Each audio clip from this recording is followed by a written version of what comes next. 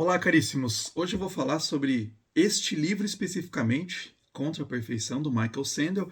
O Michael Sandel é um autor que está muito em voga ultimamente, é um autor que eu já venho lendo há alguns anos, então eu queria comentar sobre esse livro especificamente, que é um dos meus livros favoritos dele. Mas ele tem outros livros publicados em português, né? Justiça, O que é Fazer a Coisa Certa, O que o Dinheiro Não Compra, excelente também, né? Os Limites Morais do Mercado, e A Tirania do Mérito, O que Aconteceu com o Bem Comum. Tá? Então são esses os livros que a gente tem traduzidos aí em português, todos excelentes. Eu recomendo a leitura de todos os livros. Mas eu vou comentar especificamente sobre esse, Contra a Perfeição, até porque tem a ver com a minha pesquisa mais específica, transhumanismo e tal. Mas quem que é, né, o Michael Sandel? Quem que é aí, ou alguns falam Michael Sandel, né? Michael Sandel. Ele é um filósofo americano, né, professor de teoria do governo na Harvard Law School. Então ele é bem conhecido aí, tem vários cursos. Ficou muito famoso com cursos online, inclusive, né? Você consegue fazer, então ele está sempre muito presente aí, inclusive está sempre passando aqui no Brasil, vai estar aqui em alguns programas no Brasil também, né? Nesses dias aí, então vale bem a pena conhecer ele, né? Se você não ouviu falar dele, né? Assista aí os vídeos disponíveis dele.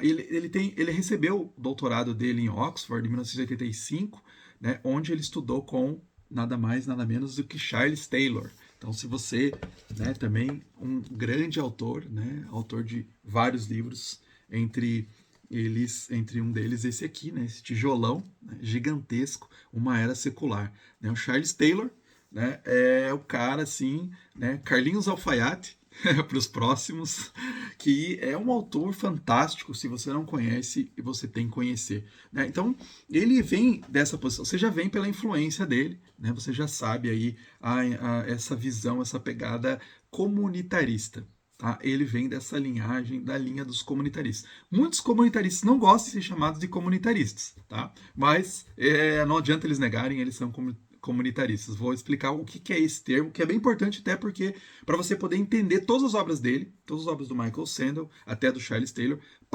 perpassam por essa noção do comunitarismo. O que é? Primeiro, eles partem de uma crítica a John Rawls, que é um filósofo americano também, que ele propunha uma ideia original lá, né, o John Rawls, que era o véu da ignorância, quer dizer, um experimento mental que você faz para raciocinar sobre os princípios que devem estruturar uma sociedade. Né? Uma sociedade baseada na dependência mútua. Essa era a ideia. Então, o que é o véu da ignorância? É assim, você vai. É solicitado a você, é um experimento mental, né? É solicitado a você considerar quais princípios que você selecionaria para a estrutura básica da sociedade. Mas você tem que selecionar esses princípios sem, né, pressupor, sem ter um conhecimento de antemão qual posição você acabaria ocupando naquela sociedade. Então, é feita por trás, né, como um véu de ignorância, sem você saber qual etnia que você iria participar, qual status social, qual gênero, né, e tal, né? Então você não vai selecionar. Então, né, eu penso assim, eu vou ser, né, tal pessoa, né, tal raça, tal etnia, tal contexto histórico. Então, eu vou selecionar, né, esses princípios que estão ao meu favor. Não, você vai selecionar e você, né, nesse experimento mental, você coloca esse véu de ignorância na sua frente e você não sabe o que você vai ser. Né? Então você tenta escolher os atributos, né, ali, os princípios que sejam os mais justos possíveis para o maior número de pessoas. Né? Então essa seria a ideia, uma das ideias básicas, né? Estou falando aqui, né, bem grosso modo, as ideias do Rawls. Né? Então, então, essa ideia desempenharia mais ou menos o mesmo papel do estado da natureza, né? Aquela ideia do Thomas Hobbes, o contrato social do Thomas Hobbes, do Rousseau, do Locke, né? Então, ela está bem presente, essa ideia desenvolvida no livro A Theory of Justice, não sei se a gente tem em português, né? Que é de 71. Então influenciou bastante gente e tal, e inclusive muita gente a criticar, que são a ideia dos comunitaristas. Eles batem justamente nessa ideia aí, nessa obra, A Theory of Justice, do Rawls.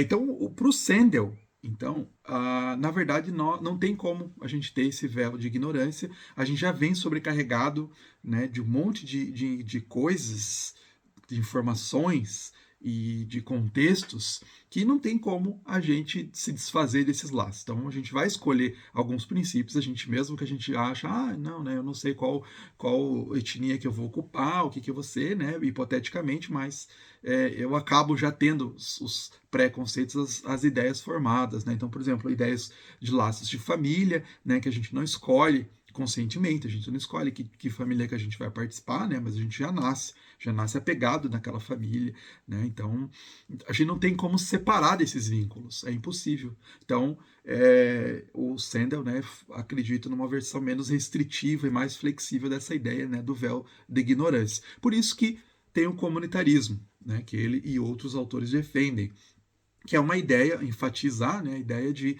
uma maior conexão entre o indivíduo e a comunidade. Né? Então, a nossa identidade social, a personalidade de uma pessoa, ela está amplamente moldada pelos relacionamentos comunitários, né? com um grau menor de desenvolvimento pelo indivíduo. Né? Então, não dá, né, essas questões, às vezes, que a gente vê muito forte, né, o individualismo muito exacerbado. Então, isso seria uma coisa ruim, porque é importante, né, a comunidade, nós somos moldados em comunidade. Então, a comunidade pode ser família, né? Mas o comentarismo também tem questões mais amplas dessa comunidade, né? Então tem vários círculos que são formados nessa comunidade, né? Que pode ser ali um conjunto de interações entre pessoas de um determinado lugar, por exemplo, localização geográfica, ou uma comunidade que compartilha interesses, né? Compartilha uma história, tá? Por exemplo, fugiu o nome do autor agora, que fala sobre comunidades imaginadas, né? Um autor bem famoso, não sei como que eu consegui esquecer o nome dele. Depois, se eu lembrar, eu falo. Que pena que eu esqueci o nome dele. Mas ele tem um livro chamado Comunidades Imaginadas, né? Pensando na nação, né? Então, critica essa noção do individualismo extremo, né? Rejeita políticas de laissez-faire, né? A política do laissez-faire, cada um faz o que quiser, como que está bem, né? Deixa fazer, né? Que é exatamente isso que ele critica, essa questão do mérito, né? Não, você chegou na sua carreira, você subiu por sua própria força, né? Por sua própria vontade, você foi lá e conseguiu, né? Que a gente tem muito forte isso dentro do liberalismo, né? E tem uma crítica muito grande de falar assim, não, você teve, né, um contexto que te ajudou a ser dessa forma, né? Ou um contexto que te impediu, às vezes, de você se desenvolver mais. Então, os comunitaristas vão criticar bastante essas vertentes. Então, dentro do comunitarismo, se você quer conhecer, eu gosto muito dessa posição, uma posição que eu leio e eu gosto, eu concordo mais do que outras posições. Você pode ler alguns autores, além do Michael Sandel, que eu acho que até é a melhor entrada, assim, né? O Michael Sandel, ele escreve muito bem, são livros bem tranquilos de se ler, né? Não precisa ser especialista em filosofia para ler, bem tranquilo, mas você tem alguns outros autores que a gente tem aí o favorecimento de serem publicados ultimamente no Brasil, que são autores muito bons, são muito conhecidos lá fora. Eu já mencionei, né, o Charles Taylor, a gente tem outros livros dele também um pouco mais leves, por exemplo, a Era da Autenticidade, se não me engano é esse o título do livro, que também é um livro bem acessível, né, que tá mais fácil de se pegar, Era da Autenticidade. Livro bem fininho, tranquilo de se ler também, do Charles Taylor, que vai nessa vertente comunitarista, então um dos grandes representantes. O MacIntyre, né, não pode ficar de fora.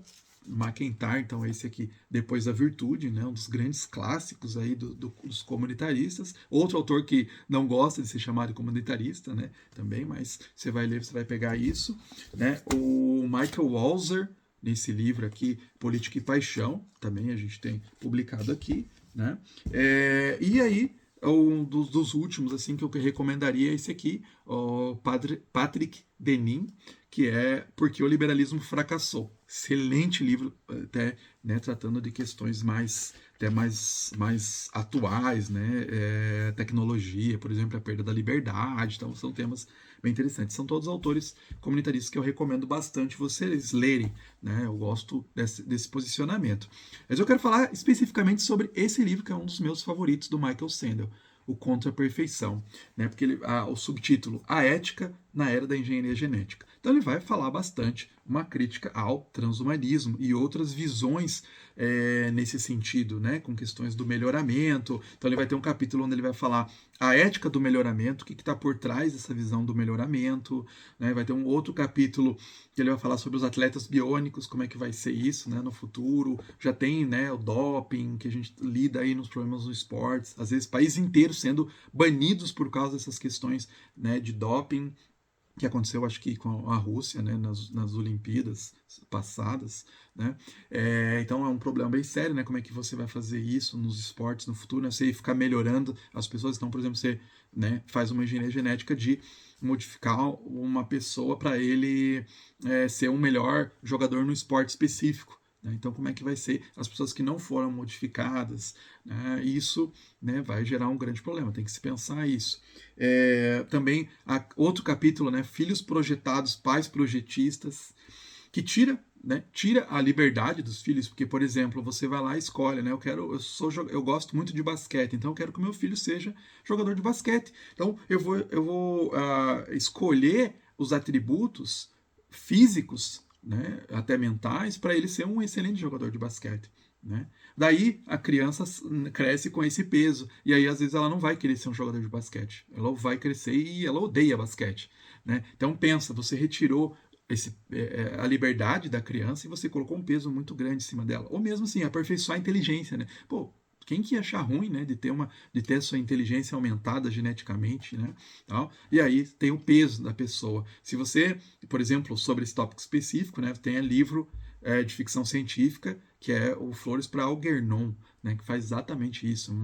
Uma pessoa que ela tinha problema, um QI extremamente baixo, e ela se submete, tudo é uma ficção, tá? Ela se submete a uma operação para ela ficar inteligente, mais inteligente. É um livro fantástico, até um dia eu quero comentar aqui no canal, que vale bem a pena, porque fala desses limites. É um livro que foi escrito, sim, na década de 50 ou 60, mas já falando das críticas da manipulação genética. Aí você tem vários livros, né? Tem Admirável Mundo Novo, tem os livros da trilogia cósmica do Lewis, né, que falam sobre uma crítica ao transhumanismo, a própria abolição do homem.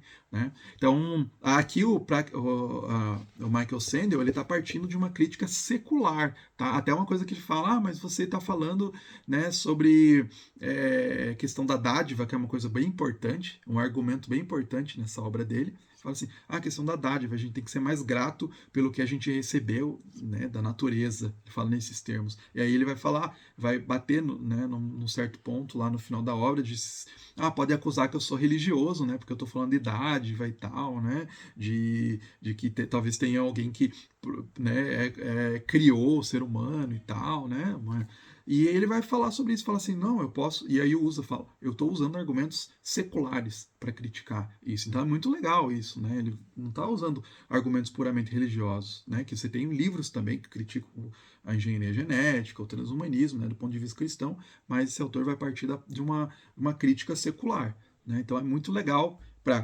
cristãos ou não cristãos lerem essa obra. Né? É extremamente importante. Se você está, né, pensando sobre isso, sobre essas questões, ou mesmo se você não está, eu acho que todo mundo acaba tendo que pensar sobre isso, não tem como fugir disso. Então tem essa questão, né, do capítulo Filhos Projetados, Pais Projetistas, né, já toca. Até porque ele vai falar sobre uma visão, às vezes uma ética, né, do melhoramento que está presente aí na sociedade, né, atual. A gente faz plásticas, às vezes, para melhorar alguma coisa que às vezes não precisava ser melhorada. Né? Então a gente está sempre isso, né, buscando um aperfeiçoamento que a gente não sabe o que é realmente esse aperfeiçoamento. Né? E aí ele vai acusar muito o transhumanismo, que é uma crítica bem forte. Isso já o Lewis já acusava, né, lá na década de 30, 40, ele já acusava, o C.S. Lewis, né, ele já acusava dentro do transhumanismo, do movimento transhumanista, está uma origem eugênica, está uma raiz eugênica. E o Michael Sandel, nesse livro, né, tem um capítulo inteiro, capítulo 4, que ele vai falar sobre isso. Né, Nova e Velha Eugenias é o título. E está muito presente isso, porque assim, o que é eugenia? É você escolher algumas características específicas e outras características você quer jogar fora, quer descartar. Né? Então, é o que aconteceu de maneira mais forte, mais extrema lá na Alemanha. Né? Eles não queriam que os judeus, né, se perpetuassem, eles consideravam aquela raça, né, ruim. ali. Então, tinha que ser descartado. Eles não podiam mais se reproduzir, tinham que ser eliminados da face da Terra. Né? Então aí você vai colocando alguns elementos. Por que o transhumanismo ou movimentos, às vezes, da engenharia genética é eugênica? Porque você vai selecionando algumas coisas que você considera como pontos principais. Né? Então, assim, qual que é o ponto, o que é a perfeição? Né? Você fala assim, o que é a perfeição de um ser humano? Aí você vai fazendo uma listinha. Né, que você fala, isso aqui é a perfeição, você tem que ter, né, uma altura, uma cor do olho, né, algumas características que você vai falando que isso é a perfeição, um padrão de beleza, né, isso aqui é a perfeição. Só que assim, a gente sabe, se a gente voltar 50 anos atrás, o padrão de beleza era diferente. Né? E quem disse que daqui 100 anos o padrão de beleza não vai ser diferente? Então, como que nós, os seres humanos, os engenheiros, né, genéticos, vão colocar o que é a perfeição? É arrogante até pensar nisso, né? Que eles possam saber o que é a perfeição. Então, essa é a busca do aperfeiçoamento. Né? Por isso que ele está falando contra a perfeição. Ele já fala, o título do livro já é. Né? Então, se você concorda com o aperfeiçoamento genético, leia esse livro. Né? Agora, se você é contra, se você acha que é ruim, então você vai ter mais argumentos ainda aqui. Né? Você vai ver que é uma furada essa ideia do aperfeiçoamento genético, né? É um grande problema. E aí tem um grande capítulo aí, né? O capítulo 5 do Mini Talento, que se chama, né, do Mini Talento. Esse capítulo que eu gosto muito, ele fala assim, que é o capítulo derradeiro, assim, o capítulo final, né? Que eu gosto muito, muitas passagens, eu vou ler algumas partes aqui que o argumento dele fica bem claro, né? O problema e aqui eu leio, o problema da eugenia e da engenharia genética é que elas representam um triunfo unilateral da intenção deliberada sobre o dano inato, do domínio sobre a reverência, do moldar sobre o contemplar. Olha que interessante isso, né? Quer dizer, você não contempla mais, você quer mudar aquilo ali, você olha para a natureza e eu quero aperfeiçoar isso. Eu não quero mais olhar, então é uma cosmovisão. Né? A engenharia genética, ela se torna, né, a ética do melhoramento, ela se torna uma cosmovisão, porque eu não estou mais satisfeito com a natureza como ela é, eu quero melhorar. Né? Eu olho lá para a natureza, eu não contemplo mais. Eu preciso aperfeiçoar, porque eu acho que eu sei o que é melhor. A criação aí é o jeito que foi criado. Né? Eu posso dar uma melhoradinha. Né? Então, essa é uma grande crítica. Né? Então, ele fala assim, o que estou sugerindo é que no debate sobre o melhoramento, os riscos morais não estão totalmente apreendidos nas categorias familiares de autonomia e direitos, né? De eu ter liberdade e tal, por um lado, nem dos custos e benefícios por outro. O que me preocupa não é o melhoramento como um vício individual, mas sim como um hábito mental e modo de vida, basicamente como uma cosmovisão. Né? O melhoramento como uma cosmovisão. Né? O melhoramento como eu tenho que estar melhorando, eu tenho que estar aperfeiçoando, tudo. Então, por que eu não enxergo no escuro? Né? Eu quero enxergar no escuro. Por que eu não posso melhorar a minha inteligência? Por que eu não posso, né, ter órgãos biônicos, ter membros biônicos, braços biônicos? Né? Eu posso melhorar 1000 vezes isso. Né? Eu sei que eu posso fazer isso através da ciência e tecnologia. Tá? Então, ele vai fazer isso, que é um projeto de domínio, né, que se tem. Então, é um projeto eugenista e é um projeto de domínio. Né? Então, finaliza, né? Existe algo de sedutor e até mesmo inebriante em vislumbrar a liberdade humana livre dos grilhões daquilo que nos é dado. Né? Então, eu quero me ser livre disso, porque é ruim, é defeituoso esse projeto. Talvez a sedução dessa perspectiva até tenha colaborado para dar início à era genética. É comum assumir que os poderes de melhoramento que hoje temos surgiram como subprodutos da evolução da biomedicina.